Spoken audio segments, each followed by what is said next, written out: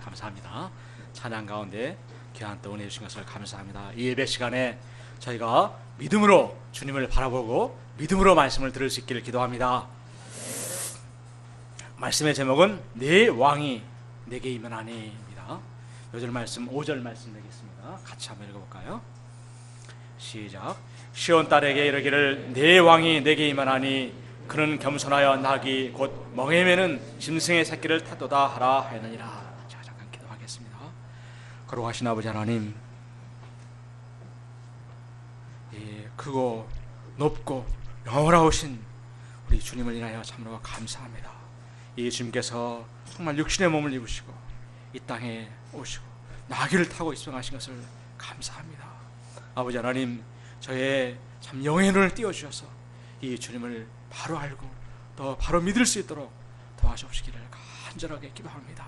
참 이 어둠과 불신의 세력들이 몰아내어 주시고 또 이 참 저의 발목을 잡는 세상 인본주의 세력을 다 몰아내어 주시기를 간절히 기도하고 나의 왕 되신 주님을 제가 찾고 경배하는 시간 될 수 있도록 은혜 주시기를 간절히 기도하고 합니다. 이 시간 성령께서 은혜를 주셔서 이 말씀을 믿음으로 듣고 영접할 수 있도록 은혜 주시기를 간절히 기도합니다. 예수 받도록 기도했습니다. 아멘.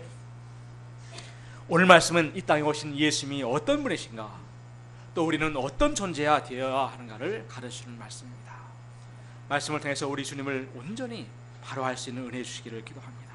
또 우리 주님의 우리를 향한 크고 높은 소원을 믿음으로 영접할 수 있기를 기도합니다. 파트 1, 주가 쓰시겠다 하라. 1절에서 3절입니다. 1절을 보십시오. 그들이 예루살렘에 가까이 가서 감람산 벳박에 이르렀을 때에 예수께서 두 제자를 보내시며, 예수님께서는 예루살렘에서 약 5리 2km 정도 떨어진 감람산 남동쪽 벳박의 마을에 도착하셨습니다. 이때 예수님은 제자들을 보내시면서 이상한 명령을 하셨습니다. 2절 3절을 보십시오. 우리 같이 한번 읽어봅시다. 시작. 일시에 너희는 맞은편 마을로 가라. 그리하면 곧 매인 나귀와 새끼가 함께 있는 것을 보리니 너희에게 오라. 하나님과 무슨 말을 그리하면 즉시 보내리라 하시니, 이 말을 들은 제자들은 순간적으로 이거 낙이 도둑으로 몰려 유치장에 끌려가는 것은 아닌가 하는 생각이 들었을지 모릅니다. 요즘으로 하면 저기 종암동 길가에 티코가 주차되어 있을 텐데 그것을 무작정 몰고 오라는 것입니다. 시동을 거는데 주인이 눈이 동그래져서 112 신고를 하려고 하면은 주께서 쓰시겠다 하라. The Lord needs them. 이 한마디만 딱 하라는 것입니다. 그러면 그러세요? 그럼 어서 가져가세요. 이렇게 할 것이라는 것입니다. 이 말씀이 우리에게 말해주는 바가 무엇입니까? 첫째로 주님은 만물의 주인이시오 세상 모든 것은 주님의 것임을 말해줍니다. 골로새서 1장 16절은 말합니다. 만물이 그에게 창조되되 하늘과 땅에서 보이는 것들과 혹은 보좌들이나 주관들이나 정사들이나 권세들이나 만물이 다 그로 말미암고 그를 위하여 창조되었고, 만물이 예수님으로 말미암고 또 예수님을 위해서 창조되었음을 가르쳐주고 있습니다. 예수님은 세상 만물을 지으신 주인이시기 때문에 주인으로서의 그 권리, 곧 주권이 있으십니다. 이 세상에 있는 것들, 모든 것들을 그 필요에 따라서 얼마든지 쓰실 수 있는 권리가 있으신 분이십니다. 예수님은 이 나귀의 진짜 주인으로서 나귀와 나귀 주인에 대해서 주권을 행사하신 것입니다. 우리는 나의 생명이나 나의 건강, 나의 재능, 나의 소유, 나의 자녀들을 내 것이라고 착각하고 주님께 드리기를 아까워하는 경향이 있습니다. 그러나 우리가 곰곰이 생각해 보면은 생명도 건강도 재능도 모두가 다 부여받은 것입니다. 욥의 고백처럼 우리의 생명을 주신 분도 하나님이시요 취하시는 분도 하나님이십니다. 우리가 가진 이 모든 것은 다 주님께서 맡겨주신 것입니다. 주님께서 만약에 우리를 오라고 하실 때 이 땅의 모든 것들은 다 남겨두고 가야 합니다. 우리는 단지 이 땅에서 잠시 모든 것을 맡은 청지기, 곧 관리인에 불과합니다.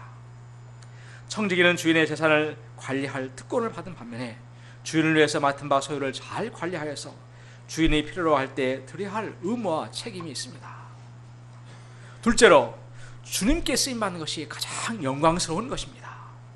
나귀 새끼는 주인의 부름을 받았기 때문에 온 세상을 구원하실 메시아를 태우게 되었고, 호산나 하는 찬양의 열광 속에서 사람들의 그 겉옷과 나뭇가지를 밟으며 예루살렘에 입성하게 되었습니다.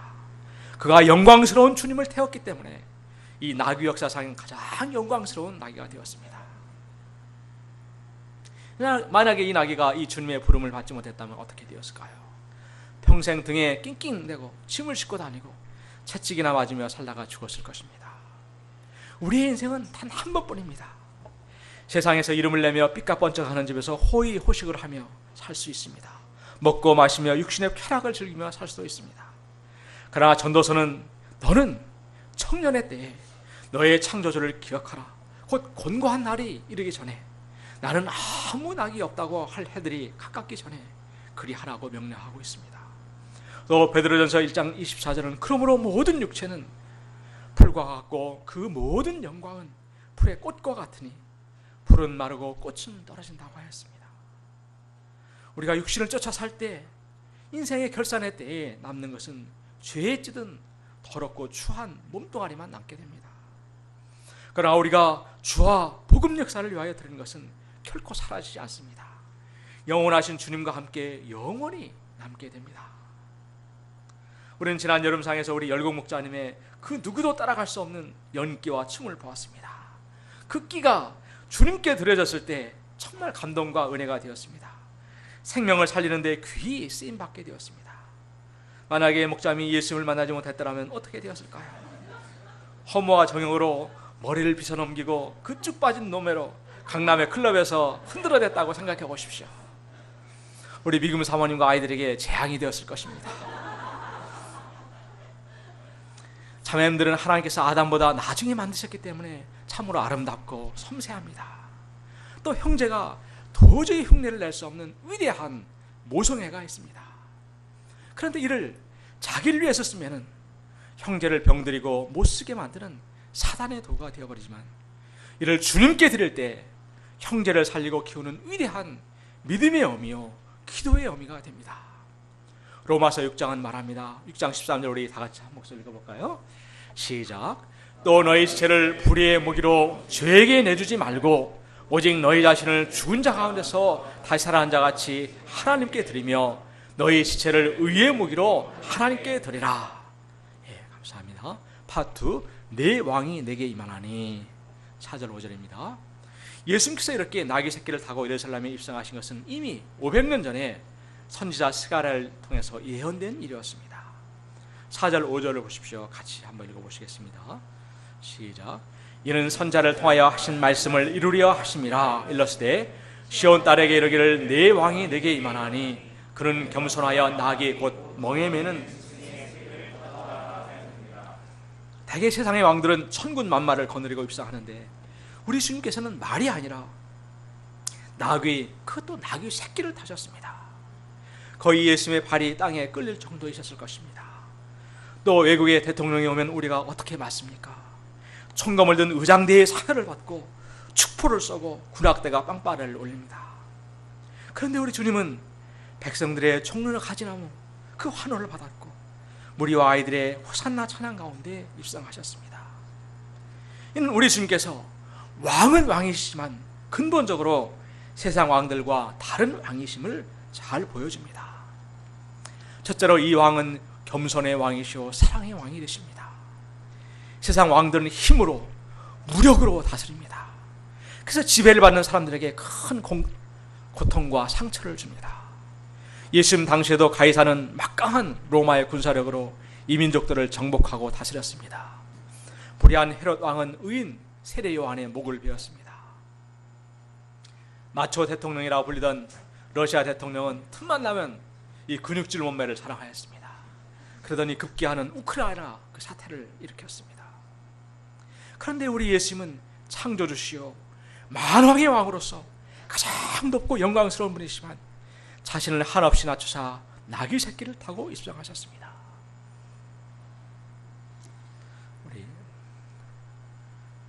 우리 참 나귀 어미를 탄 것 같은데 발이 저렇게 이제 내려왔습니다. 낙이 새끼를 탔으니 얼마나 참 그런 모습이었을까요? 그렇기 때문에 이 예수님은 우리가 막 걷기 시작한 우리 요셉이나 다윗도 아장아장 걸어가서 이렇게 만질 수 있는 그런 분이 되십니다. 만인들의 친구가 되시고 사랑과 온유로 이 예수님은 겸손으로 우리 인생들을 섬기셨습니다. 둘째로 이 예수님은 평화의 왕이 되십니다. 말은 전쟁을, 나귀는 평화를 상징합니다. 그래서 나귀 타신 예수님은 참 평화의 왕이 되십니다. 카인의 후예인 그 인류의 역사는 어떻게 말하면 갈등의 역사요, 전쟁의 역사라고도 말할 수 있습니다. 이 칼로 인한 상처와 고통은 오늘날도 생생하게 살아있습니다. 일제 30년간의 그 지배와 위안부 사건들, 6.25 전쟁으로 인한 전쟁 미망인들, 이산 가족들, 남북 간의 그 갈등들이 그것입니다. 이번에 아시안게임에서 북한 대표단들이 왔지만 그들이 인공기를 휘두르면서 응원하는 것을 우리 국민 정서가 아직은 용납을 하지 못하고 있습니다.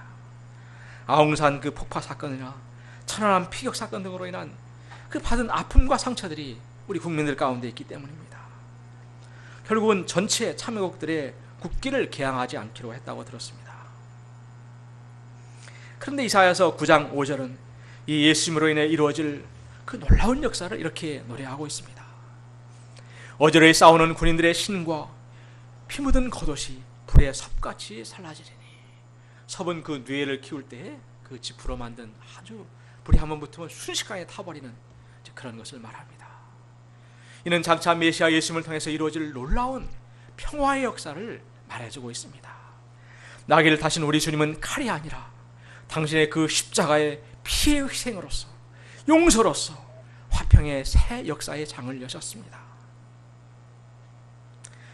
남아프리카는 뿌리 깊은 흑백의 갈등으로 그것 때문에 폭력이 끊이지 않던 그런 나라였습니다. 중동과 함께 늘 타임즈에 그 기사를 장식하던 그런 나라였습니다. 인종 간의 그 갈등이기 때문에 흑백 두 인종이 살고 있는 한 도저히 이는 해결될 수가 없는 그런 문제였습니다. 그런데 만델라 넬슨이 대통령이 된 이후에 그런 이 복수의 악순환의 고리를 끊어버리기 위해서 진실과 화해위원회를 설치하였습니다. 규칙은 간단하였습니다. 백인 경찰이나 군인이 자신의 잘못을 털어놓고 인정하면 그 범죄로 인해 재판을 받거나 처벌받지 않는 것이었습니다. 어느 날 청문회 자리에 반드 브렉이라는 경찰관이 자기의 죄를 털어놓았습니다. 자신과 동료들은 18세 소년을 총으로 쏘고 시체를 불태운 뒤에 그 증거를 인멸하기 위해 그 시신을 바베큐처럼 불에 그슬렸습니다. 그리고 그 일이 있던 8년 후에 그 소년의 아버지를 체포했고 그를 장작더미에 묶어놓고 몸에 휘발유를 끼얹은 뒤에 불을 붙였습니다. 불쌍한 아내는 그 광경을 강제로 지켜봐야만 하였습니다. 그는 법정에서 이러한 자신의 죄를 고백하고 용서를 구했습니다. 아들과 남편을 차례로 잃은 노 부인에게 법정에서 말할 기회가 주어졌습니다. 판사가 만드프렉 씨에게 무엇을 하기를 원하십니까? 하고 물었습니다. 그는 남편의 장례를 제대로 치를 수 있도록 부탁한 후에 한 가지 요구사항을 추가했습니다. 반드브렉 씨는 제 가족을 모두 데려갔습니다. 그러나 저에게는 아직도 그에게 줄 수 있는 사랑이 많습니다. 제가 엄마 노릇을 할 수 있도록 한 달에 2번 우리 집에 와서 시간을 보냈으면 합니다. 나는 반드브렉 씨가 하나님의 용서를 받았다는 것과 나도 그를 용서한다는 사실을 알았으면 합니다. 나는 내가 정말 용서했다는 것을 반드브렉 씨가 알 수 있도록 그를 안아주고 싶습니다. 이것이 십자가에서 우리를 위해 돌아가시고 용서하신 예수님의 사랑입니다. 법정에 가득 찬 흑인들은 찬송을 불렀습니다. 나 같은 죄인 살리신 주 은혜에 고마워, 이런 찬송을 불렀습니다. 그러나 그때 이 반드브렉은 이 찬송을 듣지 못했습니다. 그는 이 사랑을 감당하지 못하고 절도를 해버린 것이었습니다. 어떻게 이 한 맺힌 여인의 그 증오와 복수심 대신에 이 여인이 용서를 할 수 있는 것입니까? 이는 평화의 왕 되신 주님께서 그의 십자가의 사랑으로 그녀를 다스려 주셨기 때문입니다. 백성들은 낙에 타신 이 왕 되신 예수님을 어떻게 영접하였습니까? 8절을 보십시오. 무리의 대다수는 그들의 겉옷을 길에 펴고 다른 이들은 나뭇가지를 베어 길에 펴고 무리의 대다수가 그들의 겉옷을 길에 폈습니다. 겉옷을 벗어 길에 깔았다는 것은 왕 대신 예수님께 대한 존경과 헌신의 표시였습니다. 또한 길 옆에 나뭇가지를 꺾어 땅에 뿌리고 종려나무가지를 흔들면서 환호하였습니다. 종려나무가지는 승리의 상징으로 이는 왕 대신 예수님께서 장차 이루실 영광의 승리를 말해줍니다. 9절을 보십시오. 우리 같이 한번 읽어보시겠습니다. 시작. 앞에 가고 뒤에서 따른 무리가 소리 높여 이르되 호산나 다윗의 자손이여 찬송하려다 주의 이름으로 오시는 이여 가장 높은 곳에서 호산나 하더라. 무리들은 앞에 가고 뒤에서 따르며 호산나 다윗의 자손이여 찬송하리로다 주의 이름으로 오시는 이여 가장 높은 곳에서 호산나 라고 외쳤습니다. 호산나란 우리를 구원하소서란 그런 뜻입니다. 다윗의 자손 주의 이름으로 오시는 이는 다윗에게 약속한 그 메시아, 인생들을 공의와 사랑으로 다스려 주실 그런 메시아를 뜻합니다. 동서고금을 막론하고 시대가 어려우면 어려울수록 백성들은 이런 참된 지도자를 갈망합니다. 군사독재 시절에는 민주적인 지도자를, 부패한 사회에서는 의로운 지도자를, 먹고 살기가 힘든 어려운 시대에는 경제적 번영을 가져다줄 경제 대통령을 갈망하였습니다. 그래서 우리 김대중, 또 노무현, 이명박 씨가 대통령에 당선되었습니다. 그러나 그들이 진정한 만족과 기쁨과 행복을 가져다 줬습니까? 그렇지 않았습니다. 요즘 젊은이들은 아이돌들에 열광하는 것 같습니다. 엑소, 시크릿, 카라, 포미닛, 박재범, 진아, 방탄소년단도 있었습니다. 방탄소년단, 장우혁, 티아라. 여러분이 잘 아시는 분이 있습니까? 대부분의 젊은이들은 자기 자신에 대해서 100% 만족감을 잘 느끼지 못합니다. 뭔가 부족하고 못마땅하다고 느낍니다. 그래서 이 아이돌들을 통해서 현실의 그 부족한 박탈감을 채우고 대리만족을 느낍니다. 그러나 이런 아이돌들도 따지고 보면 그들의 예물을 뜯어고치고 자신을 과장하고 팬들의 인기가 떨어지면 쉽게 마약을 하고 대마초를 하고 심지어는 자살까지 하는 불쌍한 인간들일 뿐입니다. 요즘 같은 컴퓨터 시대에는 가상 공간에 나의 새로운 분신인 아바타를 만들어 놓습니다. 옷을 입히고 갖가지 시장을 돈을 주고 사서 입히고 춤을 추게도 한다고 합니다. 또 게임 속의 가상의 주인공을 자신과 동일시하면서 현실에 내 자신이 할 수 없는 것들을 하게 함으로 만족을 얻습니다. 이 네이버 홈페이지에 바로 첫 화면인데 이 게임 광고가 저렇게 있습니다. 이 게임의 주인공들이 쓰는 특수한 무기 같은 것, 그런 아이템들은 몇만 원에서 몇백만 원까지 한다고 합니다. 문제는 이 게임이 마약과 같은 중독성이 있다는 것입니다. 학교에 가서도 회사에 가서도 빨리 끝내고 집에 가서 게임하고 싶은 그 생각뿐이라고 합니다.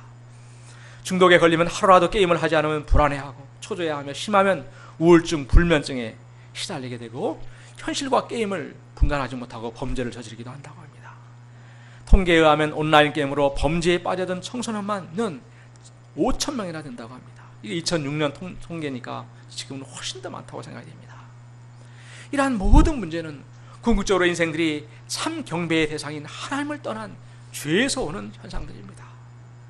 인생들은 정말 영혼의 깊은 곳에서 이런 죄와 어둠의 세력, 죽음의 세력에서 인생들을 참으로 구원하여 자유케 해줄 참된 구원자를 갈망하고 있습니다.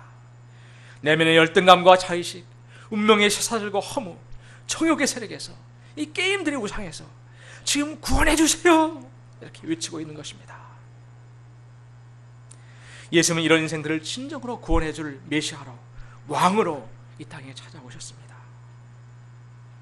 그런데 내가 이 나귀 새끼를 타신 예수님보다 더 겸손히 낮아져야 이 예수님이 내게 임할 수가 있습니다. 예수님보다 더 높아지면 높은 마음으로는 예수님을 영접할 수가 없습니다. 근거 없이 높아진 교만한 마음, 불효한 마음을 내려놓아야만 이 예수님을 영접할 수가 있습니다. 또 지금껏 마음속으로 섬겨왔던 거짓 왕들, 나를 파멸로 이끌어가던 그 악한 왕들을 드러내놓고 회개해야만 합니다. 그럴 때 나의 진정한 구원의 왕 예수님이 내게 임하시고 나를 다스려 주시고 나를 구원해 주실 수 있습니다. 10절을 보십시오. 무리들이 얼마나 열렬히 찬송하였는지 예루살렘 온 성이 소동할 정도였습니다. 파트 3, 성전을 깨끗게 하신 예수님. 예루살렘에 입성하신 예수님은 제일 먼저 성전을 찾아가셨습니다. 이는 주님께서 성전을 사모하는 그 마음이 가득하셨기 때문이었습니다. 12절을 보십시오. 우리 같이 한번 읽어봅시다. 시작. 예수께서 성전에 들어가사 성전 안에서 매매하는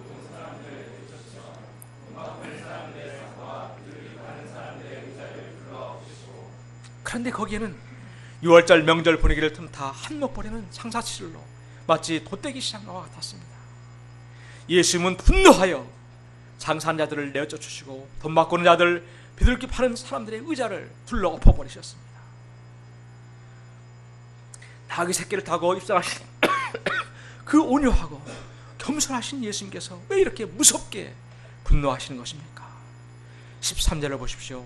그들에게 이르시되 기록된 바 내 집은 기도하는 집이라 일컬음을 받으리라 하였거늘 너희는 강도의 소굴을 만들었던다 하시니라. 이런 이 예수님의 성전에 대한 기대 때문이었습니다. 이사야서 56장 7절 하반절을 말씀합니다. 이는 내 집은 만민이 기도하는 집이라 일컬음이 될 것입니다. For my house will be called a house of prayer for all nations. 이렇게 되어 있습니다. A house of prayer for all nations. 이렇게 되어 있습니다. 하나님께서 원하시는 성전의 모습은 기도하는 곳입니다. 하나님의 말씀을 듣고 회개함으로 죄 사함을 받고 하나님께 감사와 찬양을 드리며 특별히 만민을 위하여 중보기도하는 곳입니다.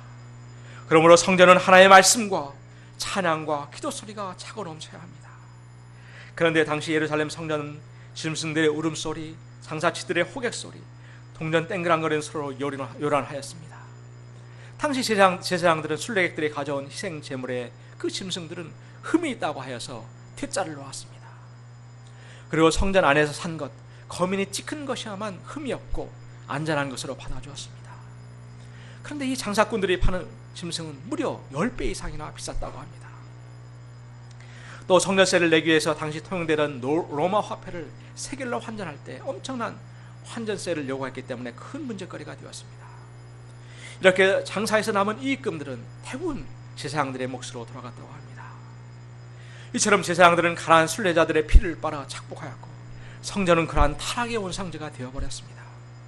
가장 거룩하고 순결해야 할 성전이 탐욕을 채우는 강도의 소굴처럼 되어버리자 예수님은 이를 무섭게 분노하시고 모든 것을 뒤엎어버리신 것입니다. 주님께서는 우리의 부족함이나 연약함은 이해하시지만 그 중심이 삐뚤어진 것은 결코 용납치 않으십니다. 오늘날의 한국교회가 이런 세속화와 상업화의 물결에 휩싸여 사회의 지탄을 받고 있는 것이 사실입니다. 그러나 우리가 남을 탓하기 전에 먼저 우리 자신의 모습을 먼저 돌아봐야 할 것입니다. 고린도전서는 이렇게 우리를 말하고 있습니다. 우리 같이 한번 읽어볼까요? 3장 16절과 6장 19절 시작. 너희는 너희가 하나님의 성전인 것과 하나님의 성령이 너희 안에 계시는 것을 알지 못하느냐? 너희 몸은 너희가 하나님으로 받은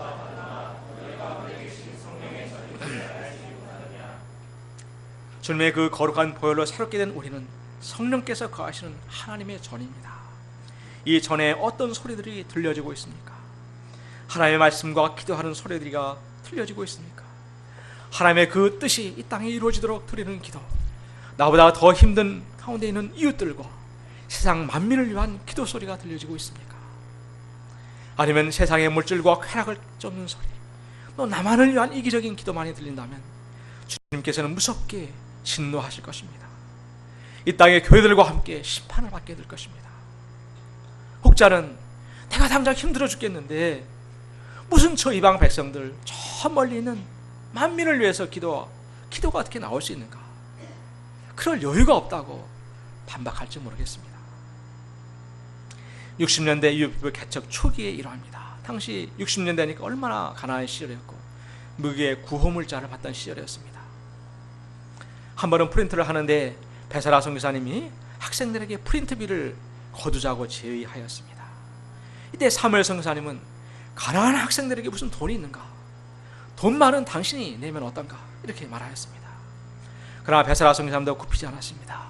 그래도 교육상 거둬야 된다고 주장하였습니다. 그래서 결국 거둬야 된다느니 말아야 된다니 하며 서로 다투게 되었습니다. 결국은 베사라 선교사님은 눈물까지 흘리게 되었습니다. 그날 밤에 이사무엘 선교사님은 집에 돌아와서 자매님으로 하여금 눈물을 흘리게 했다는 그런 사실이 괴로워서 잠이 오지 않아서 신약 성경을 읽게 되었습니다. 그런데 선교사님은 성경을 읽는 중에 자신과 한국교회의 신앙이 크게 잘못된 것을 발견하였습니다. 성경에서 주는 사상을 발견한 것입니다. 하나님께서는 세상에 독생자 예수님을 보내셨고 이 땅에 오신 예수님은 죄인들을 위해서 모든 것을 내어주시고 마침때는 생명까지도 주셨습니다. 또 예수님은 당신의 제자들에게도 주는 정신을 가르쳤고 그들을 선교사로 세상에 내보내셨습니다. 또한 사도 바울은 주는 것이 받는 것보다 복이 있도다, 주의 말씀을 영접하고 주는 생활을 실천하여 자비량 선교사가 되었습니다. 그런데 자신을 포함한 한국교회는 받는 정신에 충만해 있었습니다. 복음도 받고 선교사도 받고 구원자도 받고 사랑도 받고 위로도 받고 받고자 하는 거지 근성에 찌들어 있었던 것입니다. 손이 문둥이 손같이 오그라져서 받기만 하고 줄 줄을 몰랐습니다. 그래서 하나님의 축복의 물줄기가 하늘에서부터 내려오다가 모두 미국으로 흘러갈 수밖에 없다고 생각하였습니다. 사무엘 선교사는 밤에 무등산에 올라가 밤새도록 풀뿌리를 뜯으며 눈물로 회개하셨습니다. 그리고 내려오시더니 180도 달라지셨습니다. 말씀을 전하시고 우리도 문둥이 소같이 오그라진 손을 펴서 주는 자가 됩시다. 그래야 축복의 물줄기를 한국으로 돌립시다. 구호를 외치며 주는 운동을 벌였습니다. 다과를 먹을 때도 옆 사람에게 과자를 주면서 주는 자가 됩시다. 주는 자가 보겠습니다 하며 구호를 외치도록 하였습니다. 사무엘 선교사는 학생들에게 어찌든지 주는 삶을 살며 주는 정신을 심고자 하셨습니다. 그때부터 세계 선교 헌금을 하도록 하였고 오그라진 손을 펴서 세계 선교를 위하여 기도하도록 하셨습니다. 그래야 했을 때 철의 장막에 들어있던 러시아의 선교사가 나가게 되었고 현재까지 99개국에 351개 지부에 1,500명의 선교사가 파송되게 되었습니다. 저는 책임 목자로서 이부 자체 역사에 매여서 세계 선교를 위해서 또 이방 땅과 선교사님들을 위해서 간절히 중보기도 하지 못한 점을 발견하고 말씀을 준비하며 참으로 애통하며 회개하게 되었습니다. 저희가 5층에 오고 가시는 선교사님들, 한국에 다녀가고 싶어도 멀리 계셔서 오지 못하시는 선교사님들, 이런 분들을 기도와 사랑으로 또 선물과 편지로 전화로 어찌든지 잘 섬길 수 있기를 기도합니다. 북한과 중국과 이슬람권, 아프리카를 위해서도 더욱더 기도할 수 있기를 기도합니다. 우리가 구한 말에 어둠 가운데 있을 때 이 이역만리 떨어진 조선 땅을 위해서 기도하고 실제적으로 헌신하신 선교사님들이 있었기 때문에 오늘날 저희가 여기에 있고 오늘의 축복을 누리게 된 것입니다. 저희가 빚진 자의 심정으로 또 주님의 말씀에 순종하여 좁은 마음을 찢어 넓혀서 만민을 품고 기도하는 저희 이부가 될 수 있기를 간절히 기도합니다. 우리 14, 16절을 보십시오. 당시 메인과 전자들은 성전의 거룩을 해친다는 이유로 성전 출입을 제한하고 있었습니다. 그러나 예수님은 이들을 영접해 주시고 고쳐주시고 온전케 해주셨습니다. 이로써 성전이 이런 연약하고 소외되고 아픔을 가진 사람들이 와서 치유받는 것이 되어야 함을 보여주셨습니다. 이런 예수님을 어린아이들은 따라다니면서 호산나 호산나 찬송하였습니다. 그러나 성전을 장악하기던 대제사장들과 서기관들은 이 모든 예수님의 행동과 어린아이들의 그 노랫소리에 노를 품고 예수님께 따졌습니다. 그러나 예수님은 시편 8편 말씀을 인용하여 어린아기와 젖먹이들의 입에서 나오는 찬미를 온전하게 하셨나이다. 함을 너희가 읽어본 일이 없느냐 반박하셨습니다. 실로 주님께서는 이런 어린아이들 10년은 젖먹이들의 입에서 나오는 찬미를 받으시기에 합당하신 주의 주요 왕의 왕이 되십니다. 우리의 젖먹인 은혜, 다니엘, 다윗의 그 옹알이 같은 찬미도 준비하시고 이를 다 받으시는 그런 분이 되십니다. 누가복음에서는 만일 이 사람들이 침묵하면 돌들이 소리를 지르라 예수님은 말씀하셨습니다. 파트포 믿음이 있고 의심하지 아니하면 18절을 보십시오. 이른 아침에 성으로 들어오실 때에 시장하신지라. 다음날 이른 아침에 예수님께서 성으로 들어오셨을 때에 시장하셨습니다. 그때 길가에 한 무화과나무가 있는 것을 보셨습니다. 그리고 가까이 가셔서 그 열매를 찾으셨습니다. 당시 관습이 길가의 무화과 나무는 지나가는 사람들이 누구나 따먹을 수 있어서 가난한 자들의 양식이었습니다. 무화과는 잎이 나면서 열매가 맺히는 과일이기 때문에 예수님께서 잎사귀를 보시고 열매를 기대하신 것은 당연한 일이었습니다. 그러나 그 나무는 잎만 무성할 뿐 아무런 열매가 없었습니다. 예수님은 그 무화과 나무를 저주하셨습니다. 이제부터 영원토록 내게 열매가 맺히지 못하리라. 그러자 무화과 나무가 곧 말라버렸습니다. 예수님은 무화과 나무에 대해서 그 주권 행사를 하셨습니다. 우리는 무화과 나무가 너무 심하게 저주를 받은 게 아닌가, 이 동정심을 가질 수가 있습니다. 그러나 이 사건은 예수님께서 제자들에게 영적인 교훈을 주시기 위하여 행하신 것이었습니다. 열매 없는 무화과 나무는 예루살렘 성전을 상징합니다. 예루살렘 성전의 겉모양은 무성한 잎과 같이 금과 대리석으로 화려하게 꾸며져 있었고, 성직자들은 온갖 보석으로 꾸민 가운을 입고 경건하게 제사를 지냈습니다. 그러나 그 내면을 앞에서 본 것처럼 말로 다할 수 없이 부패하였습니다. 이 무화과 나무가 고사한 것은 하나님의 그 무서운 진노의 심판이 가까이 왔음을 선포하는 사건이었습니다. 예수님은 어떻게든 이런 범죄한 이스라엘 백성들을 구원하기를 원하셨습니다. 이른 새벽부터 말씀을 전하시고 수많은 이적들을 통해서 하나님의 그들을 향한 사랑을 드러내셨습니다. 그러나 완악한 이스라엘은 이 주님의 사랑을 거부하고 짓밟아 버렸습니다. 이러한 이스라엘을 향한 주님의 그 마음이 어떠하였습니까? 우리 누가복음을 같이 한번 읽어보시겠습니다. 41절에서 44절까지 시작.